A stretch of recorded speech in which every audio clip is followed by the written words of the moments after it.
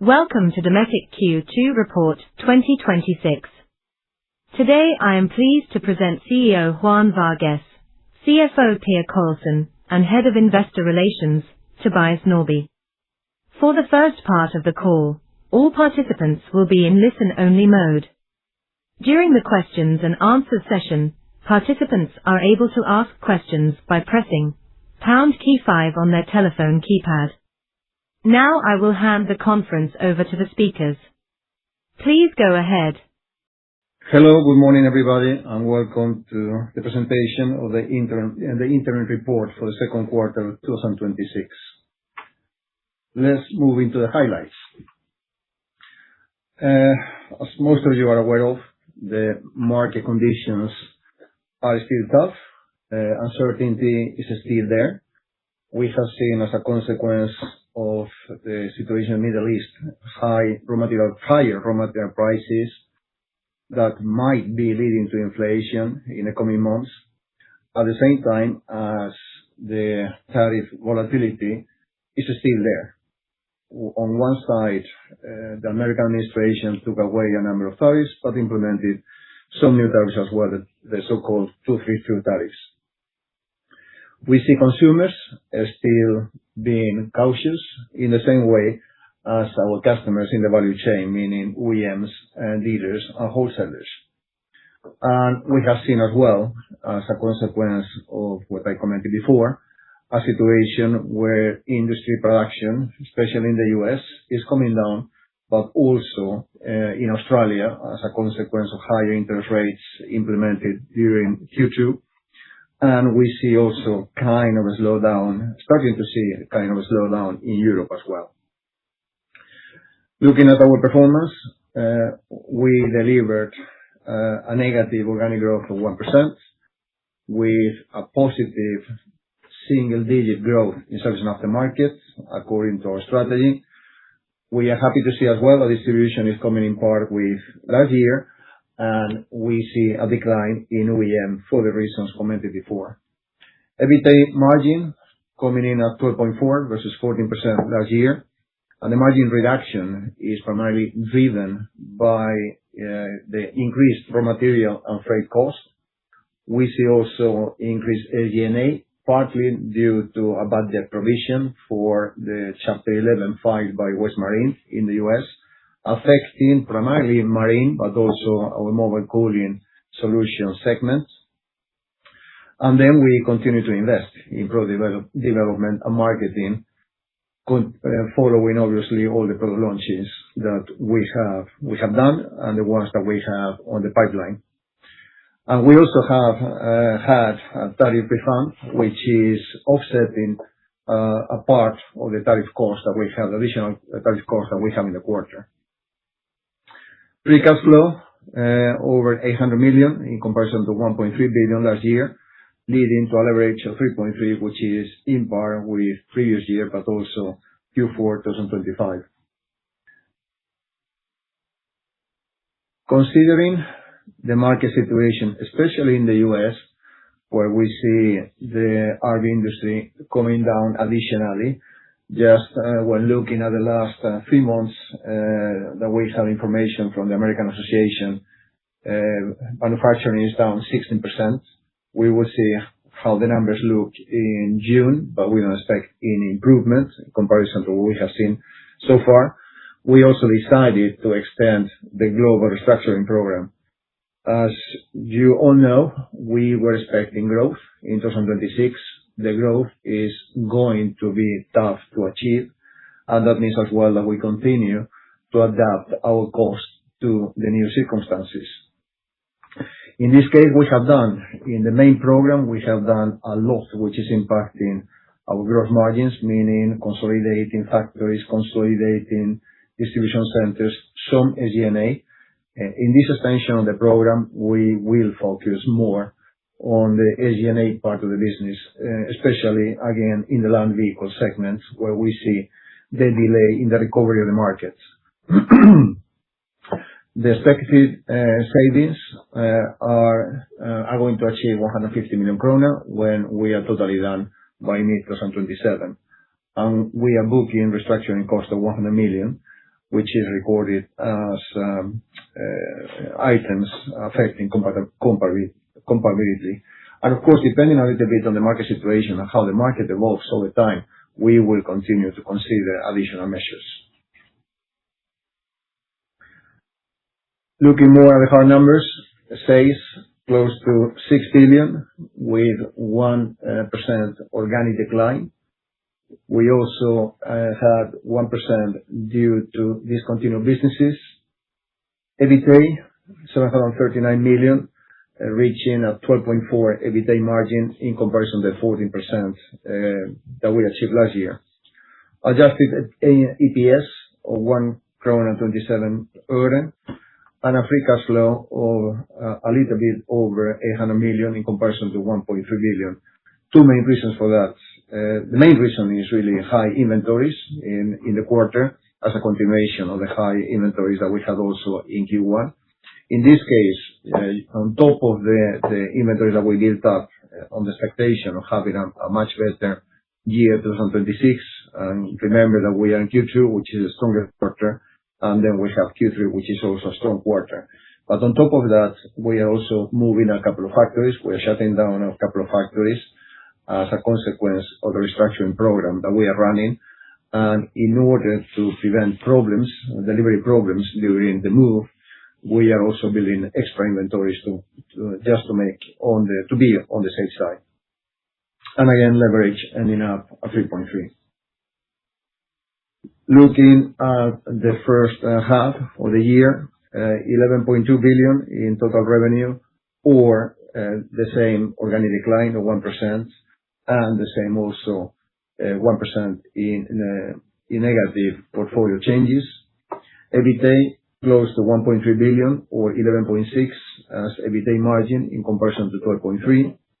Adjusted EPS of 2.14 krona, slightly below last year's numbers, and a free cash flow of 650 million, reaching the same leverage as we had 1 year ago.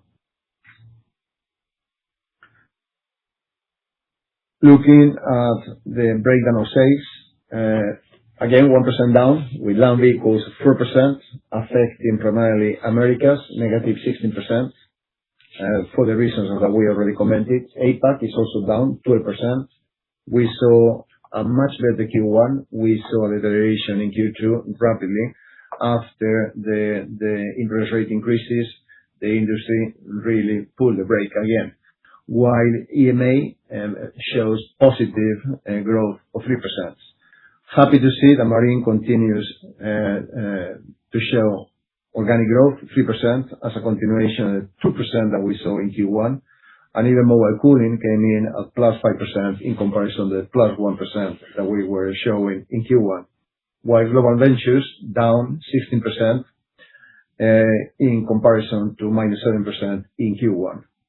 And I will come back to those numbers later.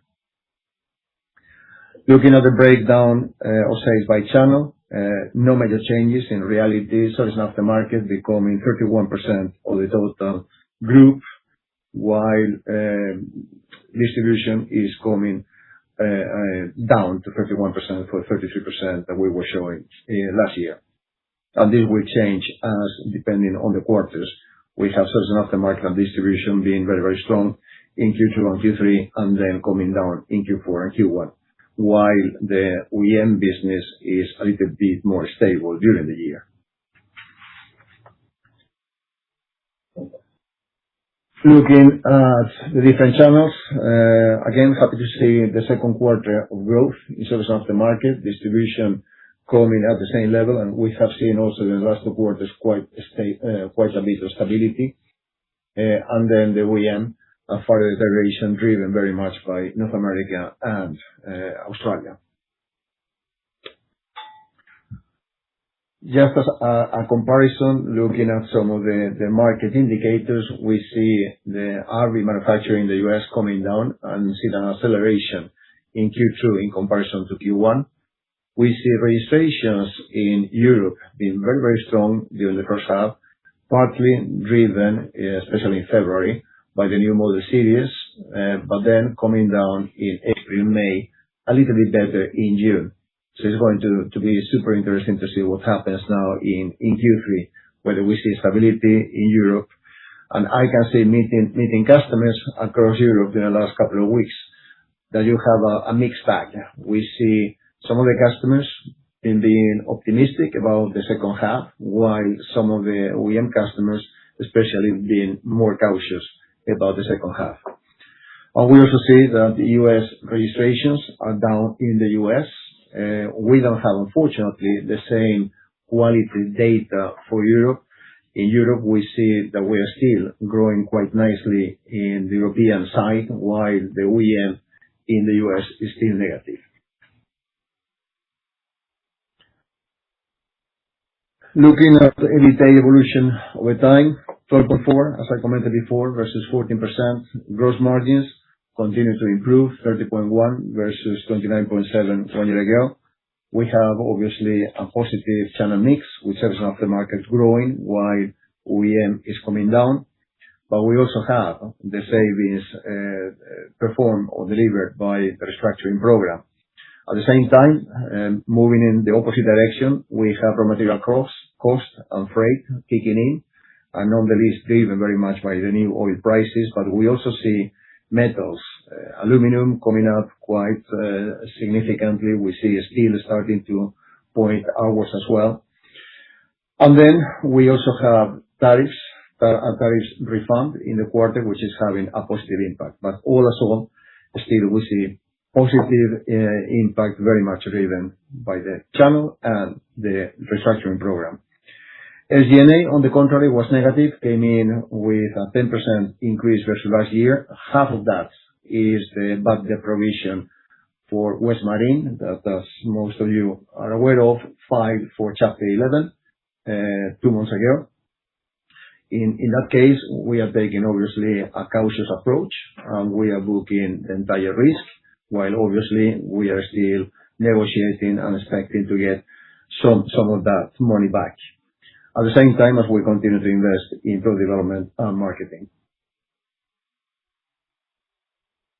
Moving to the segments, land vehicles down 4%. Again, Europe positive, while both Americas and APAC is negative. We see a slight decline in service and aftermarket and a continued decline in the RV OEM side. Looking at EBITDA, 246 million or 10.3%. Reduced profitability very much due to the lower sales. We see also raw material cost kicking in, higher raw material cost kicking in, and we have a flat development on SG&A, despite the fact that we are still investing in product development and marketing. Marine, positive. We are happy to see continuous growth, with very positive service and aftermarket driving margins for the marine business, while slight decline in OEM driven by North America, while again Europe is pretty positive still today. I have commented a couple of times that the market, the boating market in the US and marine are slightly different. In Europe, you have more sailing boats, but you also have the yachts. And on the yachts, we have a lot of equipment, and normally order books are much longer than the one we see in North America. So good evolution in other words. EBITDA margin coming in at 18.8% versus 19.6% last year, despite the bad debt provision for West Marine. We have higher SG&A. We continue to invest in product development, not the least on the gyro program that we are expanding, at the same time as we are launching new products and therefore continue to invest in marketing as well. EBITDA, as I commented, improved underlying if we exclude for bad debt provision. Power cooling, organic growth 5%. We see a very solid growth in North America. We see as well a good order intake. So the season is developing in a positive way, which we are very happy about. EBITDA margin, though, down to 11.5% as a consequence of significantly higher resin prices that came just after the breakout of the war in the Middle East. And of course, that we are increasing prices, but it takes a while before we see an effect. We started to see the effect in June, and our expectation is obviously that we will see these margins coming up again during Q3 and Q4. We also see in this case that we continue to invest in product development, and even the filing of Chapter 11 for West Marine did have also a negative impact on our margins in the SG&A line. Global Ventures, 16% down, driven partly by Mobile Power Solutions, which is very much connected to the RV industry, but also by residential in the U.S., where we have seen also our public competitors coming in with pretty negative numbers. So we had a pretty strong 2025. We are comparing with pretty strong numbers 1 year ago, but now it's turning negative instead. EBITDA margin 9.3%, and of course, in this case, we are talking about the small organizations, so it's a little bit more difficult to adapt cost. So it's very much driven by the lower volumes and higher SG&A as percentage of sales. We continue to put a lot of emphasis on sustainability and innovation as part of sustainability as well. Injuries still kept at a very good level and well below our target of 1. We see share of female managers at the same level as we have on the target. Renewable energy, we continue to invest. We are up to 44%. We were 43% at the end of Q1. Innovation index at the same level as Q1, and as you may remember, we have as a target 25%, and we will work hard to achieve that also at the end of this year. And then we have also the share of high extent assessments on suppliers on 63%. We are coming from 53% in Q1, so even there we see improvements in comparison to where we are coming from. Looking at some of the exciting products that we are launching, and before that, we have been commenting, this is the second quarter in a row, commenting that we are investing in our product launches. We run a major campaign building up as with the target of building up even more the brand awareness for Dometic, especially on the outdoor industry in Americas, and we have got a lot of good feedback after that, and we will continue to invest in the same manner moving forward as well. Looking at innovation, again, we continue to invest in our portable products, in this case, the grill program. We are seeing good growth with this program, and we see also very nice margins. Again, coming back to the outdoor industry, we have the introduction of a new bed slide to facilitate how to use our mobile cooling and packaging solutions. Moving into more of the RV industry, where we are launching a new electric water heater, which is delivering a number of benefits in comparison to the models that we are replacing at this point. And this is specifically for North American market. And a lot of good new product launches in the pipeline. Moving from products to the restructuring program, again, we extended with 150 million in savings, so we will generate totally 900 million at the end of mid-2027, and 750 by the end of this year. So far, we have closed 1 manufacturing site, and we have a couple of them in the pipeline to be closed before year-end, and 6 distribution centers. About 400 employees have been impacted so far. We ended up Q1 with savings running rates of 400 million. We extended that to 490 million at the end of this quarter, so progressing according to our expectations. We had cash out in the quarter of 84 million, which brings the total amount to 339 since the program started in Q1 2025. And then, as I commented already, 1% in discontinued businesses was effective in both Q2 as well as year to date. And with that said, I would like to hand it over to Per. All right, thank you.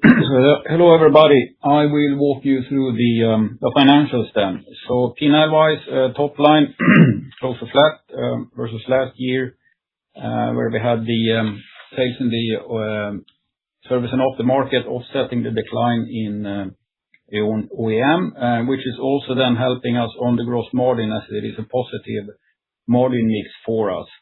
Gross margin up 0.4, which is burdened by some couple of significant headwinds, including then the raw material prices on the resin side and also on the metals, hitting the mobile cooling and to some extent also the marine segment.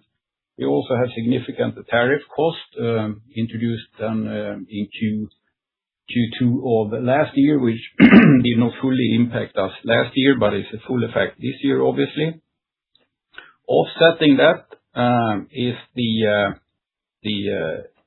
positive savings that we have from the restructuring program, together with the price increases, and then also the tariff refund that we booked in Q2, which is to a large extent then for the quarter offsetting the tariff cost. Coming down to the operating expenses, as Juan talked about, we have the bad debt provision related to West Marine filing for Chapter 11 of some 50+ million. And then we also have an increase in product development, increasing then the SG&A compared to last year. EBITDA before IAC then 739 versus last year in running currency of 877, and a decline then on the operating margin of 1.6. Of course, we're not happy with the decline in the result, but at the same time, solid result, I would say, considering the environment with headwinds both in the market demand and on the cost side. We recorded the 100 million in items affecting comparability for the extension of the 24 restructuring program. Looking at the finance net, it's down favorably. So we have a lower debt, so lower interest expenses, and then also a positive effect on FX on our financial assets compared to last year.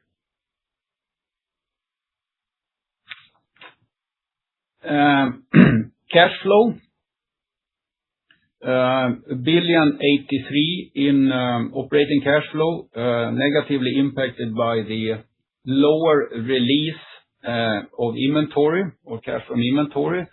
We have a decline in inventory. We have a favorable impact on the inventory side in the quarter, but not to the same extent as last year. And this is then due to a build-up related to the restructuring program, where we have moves on the manufacturing, primarily within the US, of some $20 million plus. We also have at a lower sales than increase or flat sales versus an expectation on the increase in the quarter, which have resulted in a little bit of a inventory build-up. And then I think it's also worth mentioning that last year in Q2, we had a significant inventory reduction in mobile cooling due to production issues. So free cash flow then is favorably impacted by lower interest paid, partly due to a lower interest cost, but also due to timing of the interest payments, actually. Looking at the financing, we repaid a 2 million euro bond in Q2, in April actually, to reduce our debt. AR program is running, has no real significant impact net on the AR in the quarter. As we ended the quarter, we started quite strong sales, increasing our receivables. Okay. Next. So a little bit of the trend chart here on the free cash flow, and as you see, and as you're probably aware of, Q2 and also Q3 are important cash flow quarters for us. We have a negative kind of trend here, which I would say is partly impacted by the lower sales than over the period, tying up less working capital. Now we are leveling out on the sales development, which is of course positive, but we continue to focus now on being efficient on our working capital, which takes us to the next slide then, where we see the overview of the working capital. And we are down in inventory days versus last year. You see a little bit of an uptick there in Q2, which I just explained. However, then partly offset then by the increase in payables related to the higher purchases then. We are at 25%, so that's a decline versus last year, an improvement versus last year, and flat versus Q1. Inventory is obviously a focus for us, which is the largest part of our working capital with 5.1 billion. So that is a significant number, and the number of days, 125, would also hopefully indicate that there is some potential for coming down going forward. And again, then accounts receivable slightly down versus last year, but close to flat. Okay. Also related to cash flow, obviously, is the capex level.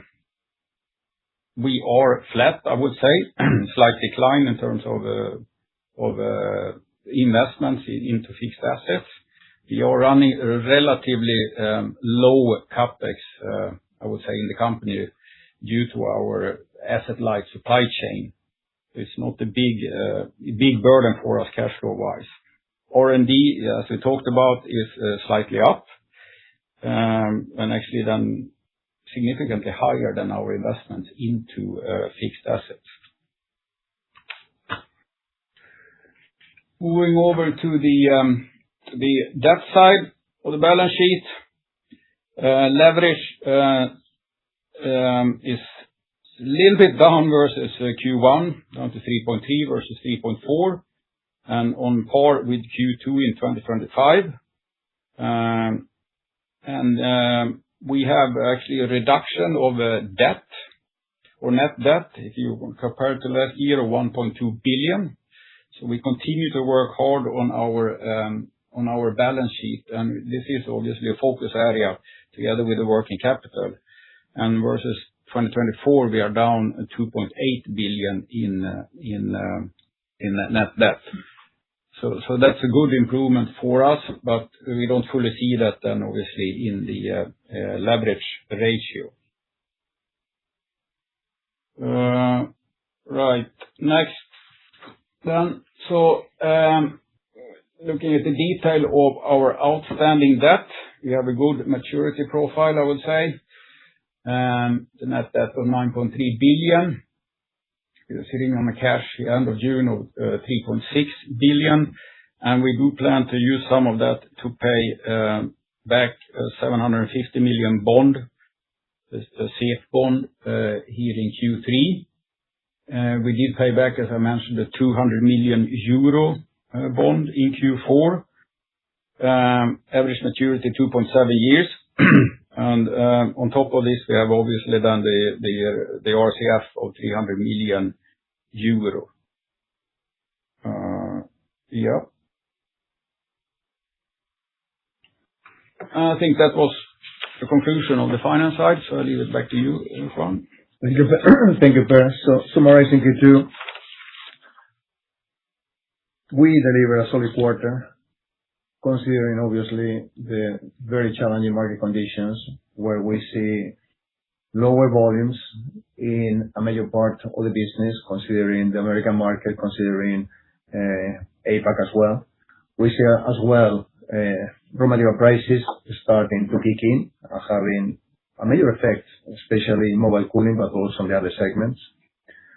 We see consumer confidence is still at pretty low levels, and unfortunately discussions about higher interest rates instead for decreasing interest rates. We delivered, as I said, an organic decline of 1%, which we believe is good if you consider what we see around us. We are happy to see that we have a positive mix with service and aftermarket, which are a critical part of our strategy, growing, and even distribution looking better during the last 2 quarters. We see growth in marine and mobile cooling for 2 quarters in a row. And we see, even when looking at the land vehicles, Europe growing, while the other 2 are down. Backlog at the same level as last year. So the starting point for the quarter is in line with last year, which is positive as well. Leverage still under control, high, but under control, and we keep working to improve cash flow and to keep fighting our debts, our existing debts, considering as well that we have reduced about 1/3 during the last 4 years the net debt that we had after the pandemic. And then it's clear that we are a little bit more cautious, especially looking at American markets, and that we put all attention to what we can influence, meaning growth from the service and aftermarket, meaning the full implementation of the restructuring program, adapting pricing, obviously, to the new situation with raw material prices and freight costs kicking in. At the same time, as we continue to invest in product innovation and marketing, supporting, again, our future growth. Strategically, as a consequence, innovation index at 24%. We are working hard to reach our target of 25% by the end of the year, and then added another 150 million in savings to the existing restructuring program, adding up to 900 million as total savings by the mid of 2027. By the end of this year, we will be at 750. And with that said, I would like to open for the Q&A session. If you wish to ask a question, please dial #5 on your telephone keypad to enter the queue. If you wish to withdraw your question, please dial #6 on your telephone keypad. Please mute your line when you have asked your question, and please limit yourself to only 2 questions. You can also write your questions on the webcast page. The next question comes from Daniel Schmidt from Danske Bank. Please go ahead. Yes, good morning, Juan and Per. A couple of questions from me then. Just trying to reconcile your top-line statements, and I clearly hear you in terms of sort of consumer confidence and higher interest rates and all that. But still, you're only at -1 organically for the first half this year. And you did say the growth will be hard to achieve in 2026. But at the same time, you do write that price adjustments have started to take effect, and that order intake improved in June, and that our order book is on par with last year. Are you seeing a very volatile market during the summer? Is it harder to judge than it has been historically? Or is this sort of a rather safe than sorry statement, or is the order intake back down again in July? No, I think it's uncertainty. It's a combination of the different things. So we saw April okayish, May was weak, and June came in pretty strongly. So it's difficult to judge. We see, as I said, I see some kind of stability in Europe. I see kind of stability on the marine side, but I see a deterioration in the US RV industry, and I see a deterioration on the Australian RV industry as well. Keep in mind that Australia just increased interest rates twice during the second quarter. So I would like to be much more clear than I am today, but it's simply too uncertain to say we are going to grow. I believe, obviously, that you have a difference between volume and top line in krona and earning. I believe, obviously, that volume-wise, with the feeling I have just now, volume-wise, we are not going to achieve the targets that we have for the year. At the same time, we have also price increases that will help organic growth from that perspective. And are you realizing those price increases fully now, or is there still more to come during Q3? No. We saw the first improvement we saw in June. I mean, keep in mind that, first of all, it's difficult to increase our prices when the prices are so volatile. So you need to wait for a couple of weeks to see are the prices stable or not. One of the most difficult to stop is really resin prices. Resin prices are immediately impacted by oil prices, and it takes 1 month. We get monthly updates on prices from our suppliers, and we are talking about major suppliers. Then, of course, we increase prices, but it takes a while before you send the price list because you want to see some stability. And then, of course, your customers are pushing back. So we started to see a clear improvement on the margins in June. And we will see improvements in the coming months, clearly. Okay. But you have a time lag between cost increases and price increases. Okay. And then a second question on Marine, where you did take the bad debt provision. Most of it was my sort of understanding, at least. Maybe some of it ended up in mobile cooling as well. Yeah.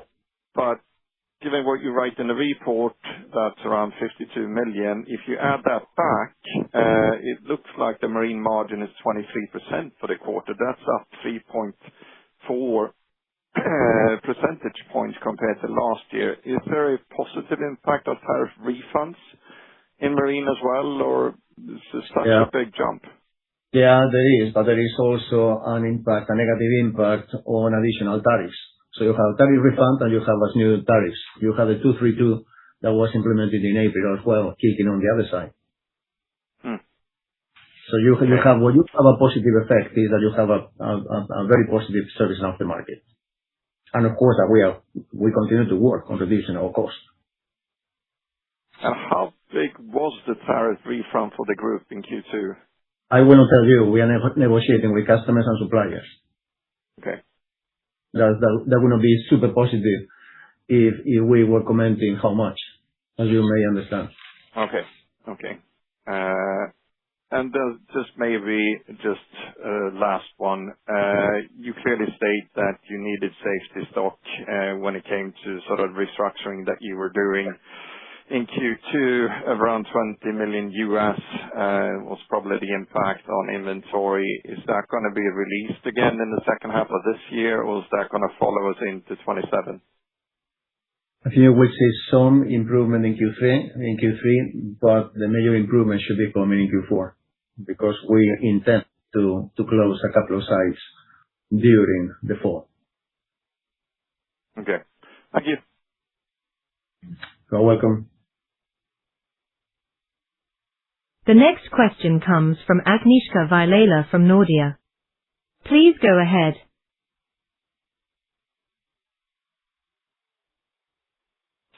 Yes, good morning, Juan and Per. A couple of questions from me. Maybe a follow-up on Daniel's question on the bad debt provision.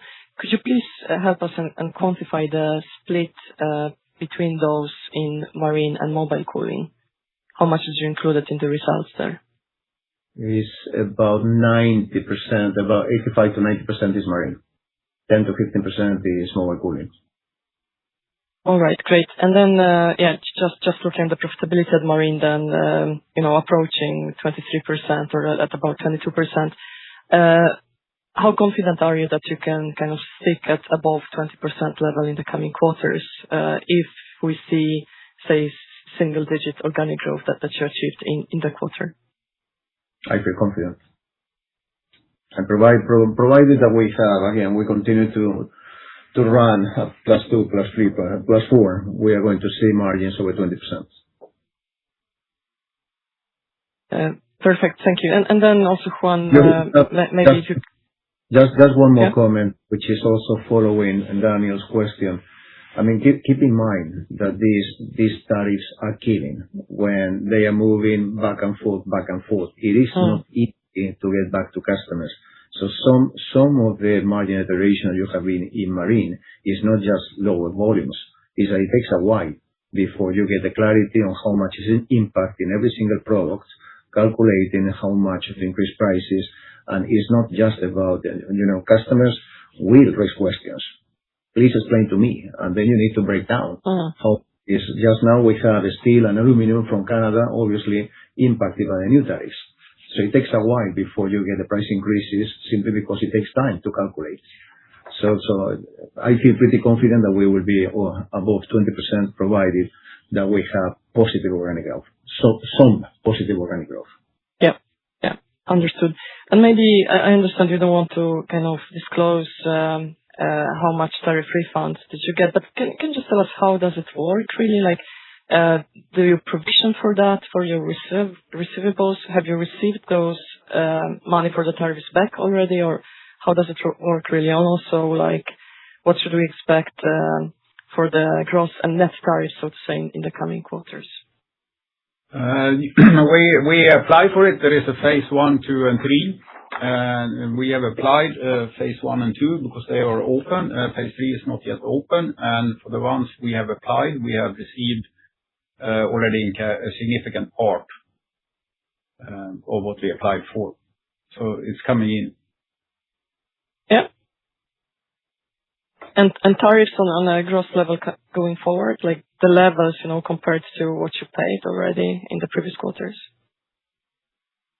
Yeah, it's very difficult to predict, but I would say currently it's running on we see a constant level on versus our imports as a percentage of imports, so it fluctuates with the quarters then, but.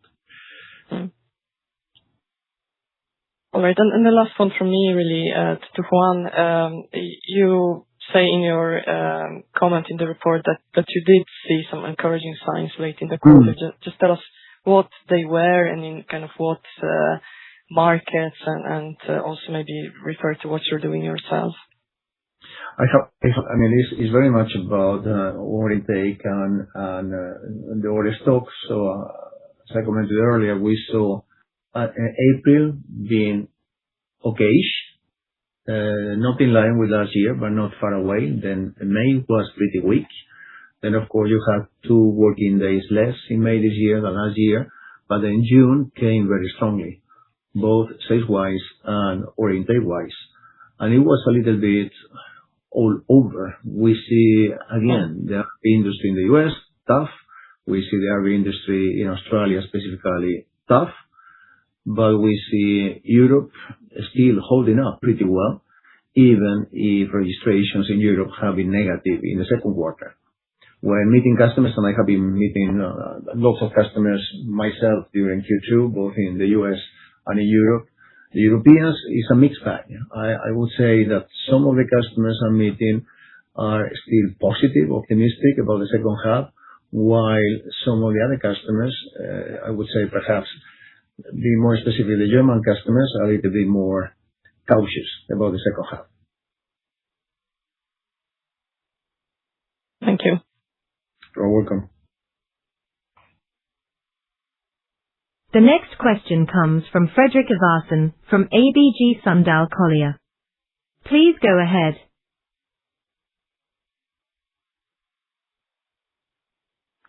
Thank you. Morning, gents. First, sorry to come back to the raw mats, but when we think about the split or the bridge for Q3, what kind of headwind do you envision as you look into this quarter? Do you expect this to be worse than what you saw in Q2? And also, do you think you can offset the full piece through price increases, or will we have a sort of net negative impact? Well, I think on the raw material side, we will continue to see headwind going into Q3. Everyone can follow the index, and we see some positive indications in terms of index, but of course then you have the whole inventory impact where we have made purchases in Q2 that will roll into Q3. And we have implemented price increases which have started to take effect. However, giving a number here on whether it will offset or not, it's hard to do. I think we will actually have a bit more headwind in Q3 than in Q2 when it comes to the raw material P&L impact. Yeah, makes sense. And on the price increases, do you think is it having impact on demand, or are customers sort of absorbing the full increase? Customers, nobody gets happy, right, when you get price increases. Customers react. At the same time, what is the alternative? So, of course, that The concern is what will be the impact on the consumer, not on the OEMs or the dealers. I think the major question here is, again, the consumer. Yeah. And then on mobile cooling, some price adjustments here as well, of course. And you said you saw some positive impact from those in June, and my understanding is that you expect the margin to expand in H2. First, can you confirm that my assessment is correct? That's right. So, I mean, we are talking about resin prices. Resin is the prime raw material that we have in the mobile cooling business. And resin prices, you have a number of major suppliers, and they are adapting the prices on monthly basis. So basically, when the war broke out at the end of February, at the end of March, we got massive price increases. They continued in April and May, and of course, it takes a while, and I mean a while, before you can send first the price list to your customers, because you need to have some kind of stability. You cannot have negotiations every week with the major customers. And then it takes a while before they implement it. They also have a notice period. So that's why we started to see the price kicking in June, and those price increases will continue during the second half. So we expect to see a better position in the rest of the year than we have seen in Q2. Good. In comparison to last year, of course. Yeah. And maybe if I could sneak in one last on the inventory build-up related to the factory consolidation. You said more than $200 million. When do you expect this excess inventory to be cleaned out? No, we said 20 million. 20 million. Oh, sorry. Yeah, there, of course. Sorry. My bad. 20 million. When do you expect those to be sort of cleaned out of the system? We will start to see something at the end of Q4, and meaning that Q4, Q1, we should see that happening.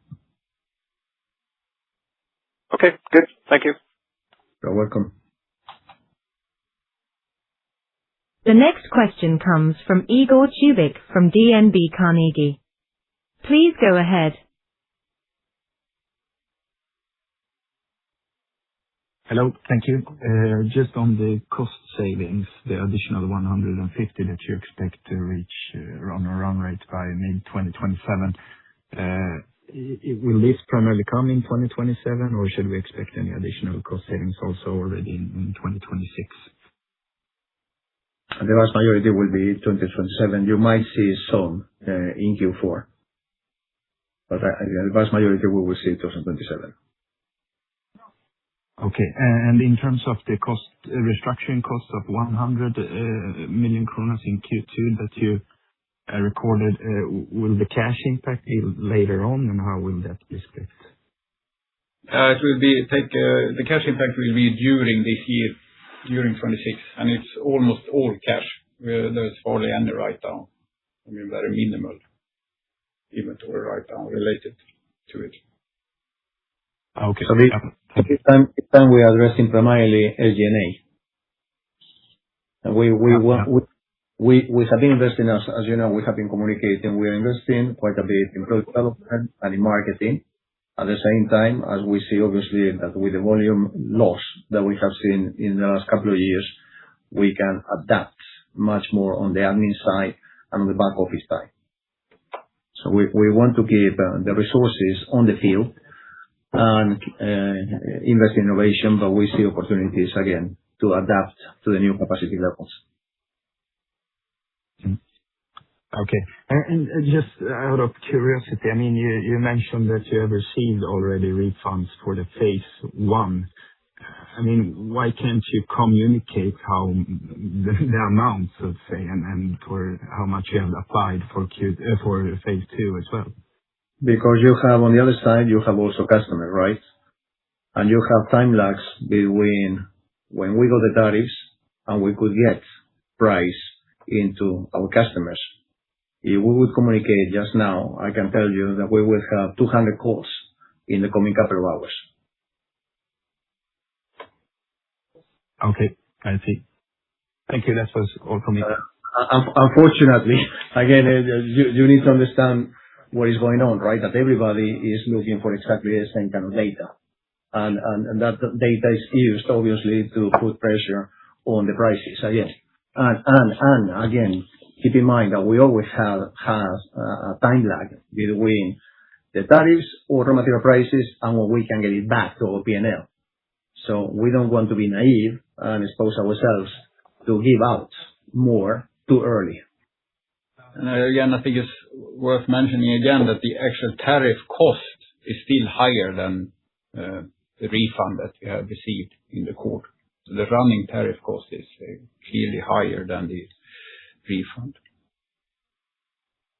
Also the number of different refunds that was implemented.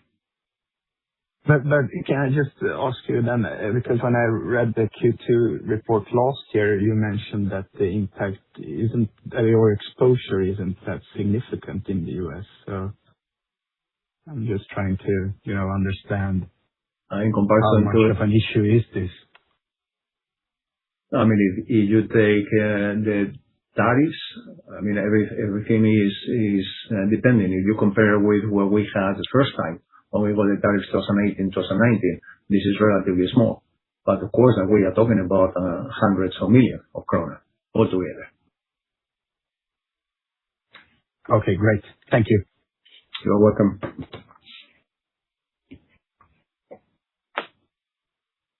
The next question comes from Johan Eliasson from SB1 Markets. Please go ahead.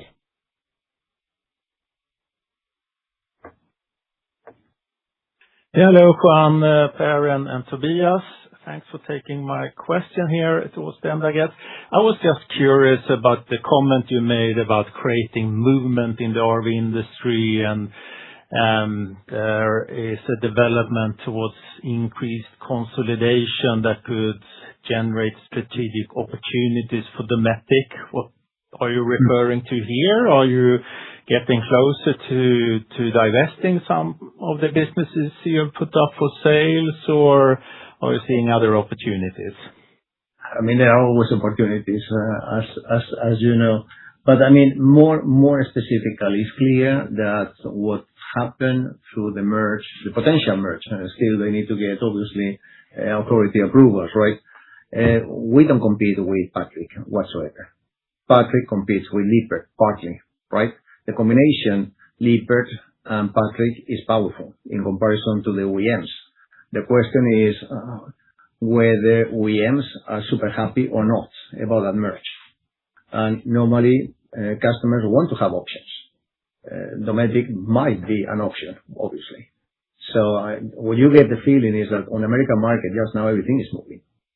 And that creates opportunities, clearly.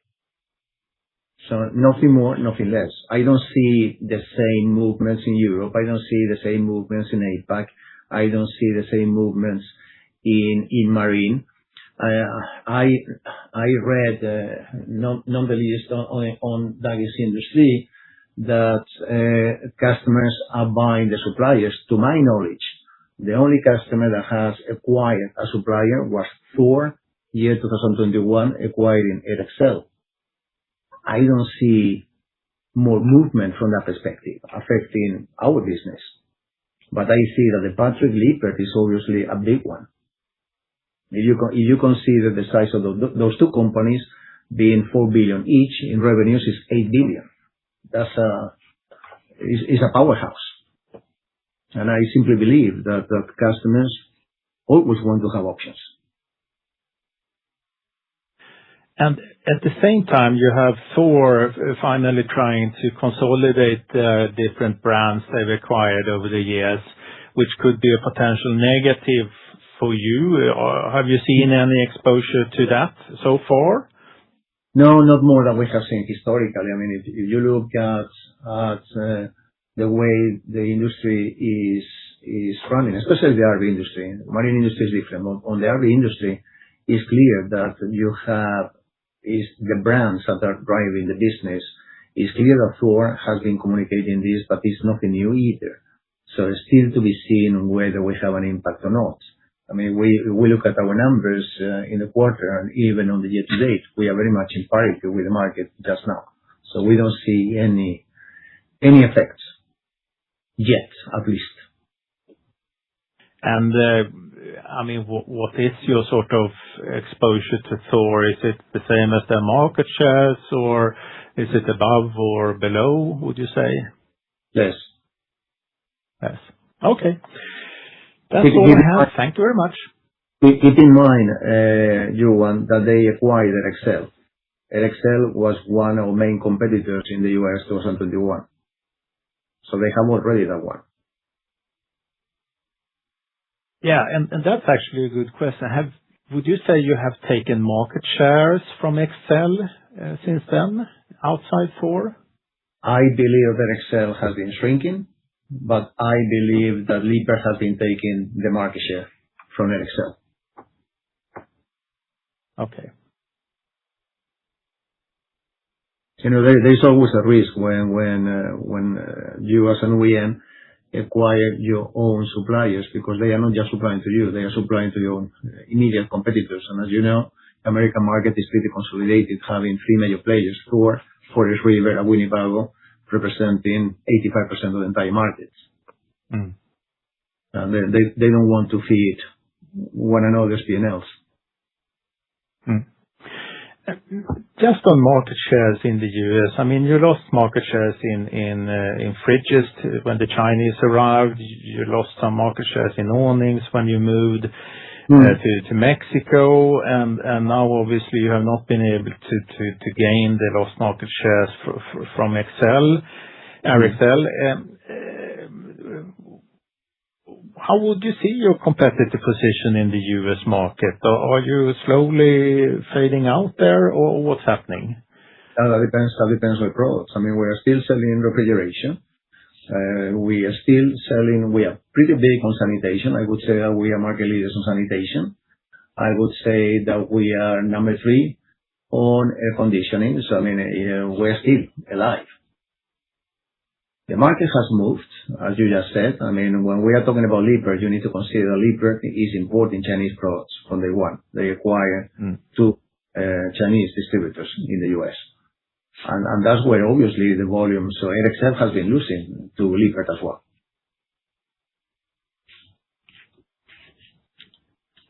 Okay. Thank you very much. You're welcome. The next question comes from Daniel Schmidt from Danske Bank. Please go ahead. Just 2 short follow-ups. The repayment that you're planning to do in September, 750 Swedish. How much interest rate is that currently running at? I don't know, actually. I have to come back on that. It should be quite a bit lower, obviously. It's a private placement, actually. So I don't have the percentage on top of my mind, but what you will see is obviously that we are going to pay less, but we will pay in interest. We are going to pay less in kronas, but we are going to have a slightly higher interest rate percentage-wise for the remaining part. Okay. And then just to repeat maybe, when you talked about mobile cooling and the price increases that you've been conducting, and you started to see the results of that in the end of Q2, you did say that you believe that you will expand margins in the second half of this year-over-year, right? Yeah, in comparison to what we have seen. We lost 1.5, 1.6 percentage points in Q2. We are not going to see the same deterioration moving forward. You will see a recovery stepwise in Q3 and Q4. Keep in mind, not only referring to Q2, also referring to H2 last year. Or maybe I got you wrong. I was comparing to Q2. I was comparing to Q2. Okay. So that will depend a little bit what happens with oil prices, because as you know, oil prices went up dramatically, then they started to come down, and now they are coming up again. So that will depend a little bit on how they behave. Yeah. Keep in mind that material prices will still hit us negatively in Q3. Yeah. Okay. That's all for me. Thank you. We have one question from the webcast audience that we will take now. And the question refers to our aftermarket business, which is performing well at the moment. But how are we seeing the competition evolving? Are we seeing OEMs entering into this part as well? Are we seeing like new online players or? The only competition that we have seen behave in a different way is Trigano. Trigano started to acquire their own distributors, their own distribution a few years ago. They keep consolidating, especially in France. Obviously, those dealers that were OEM dealers were also our dealers. So there we have seen some movement in recent years. Nothing new, has been there now for 4 or 5 years. Other than that, private label, yes, private label. We have seen a massive inflow of private label into wholesalers across Europe. And one of the things that we have implemented is that we launched, as we communicated, I think in Q4 or Q1, a new brand called Vaeco, which is fighting back and where we see a very, very positive development during the first 2 quarters of this year. Good. Well, back to the operator. Yeah, I can just confirm that what Juan said, that the repayment, the 750, we have is a higher interest rate than our average, so it should improve our average interest rate. Good. Back to the operator, please. There are no more in line for questions, so I hand the conference back to the speakers for any closing comments. So thank you very much, everybody, for your attention and participation on this conference call. You can rest assured that we will keep working very hard to keep our margins, to protect our margins, to deliver cash flow. By that, hopefully, we will see as well leverage coming down after a few years fighting against high leverage.